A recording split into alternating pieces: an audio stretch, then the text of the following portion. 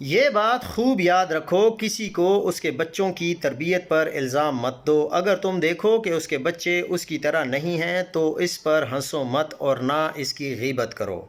یہ حقیقت قرآن اور سنت سے سبق لیتی ہے۔ حضرت آدم علیہ السلام نے بھی اپنے بیٹوں کی تربیت میں کوئی کوتاہی نہیں کی، مگر پھر بھی ایک بیٹے نے دوسرے کو قتل کر دیا۔ حضرت نوح علیہ السلام نے بھی اپنے بیٹے کی تربیت میں کوئی کمی نہیں کی، مگر ان کا بیٹا کافر ہو کر ہلاک ہو گیا۔ حضرت یعقوب علیہ السلام کے بیٹوں نے بھی اپنے بھائی یوسف علیہ السلام کے ساتھ حسد کیا اور انہیں کنوئی میں پھینک دیا۔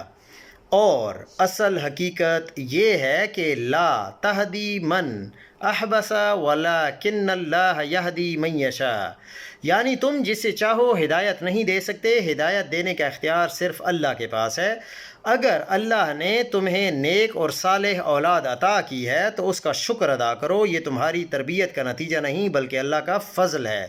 یاد رکھو، سب سے بہتر انسان حضرت محمد صلی اللہ علیہ وآلہ وسلم ہیں۔ ان کی پرورش ان کے دادا اور چچا نے کی، جو اس وقت ایمان نہ لائے تھے، مگر اللہ نے خود ان کی تعریف کی، یعنی تم بلند اخلاق والے ہو۔ یہ اللہ کی تربیت تھی جس نے اپنے نبی کو پوری انسانیت کے لیے ہادی بنا دیا۔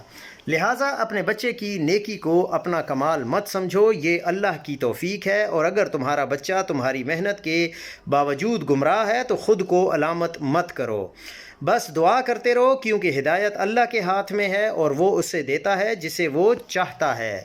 دعا یہ ہے کہ ربنا ہب لنا من ازواجنا و ذریاتنا قرۃ اعین واجعلنا للمتقین اماما۔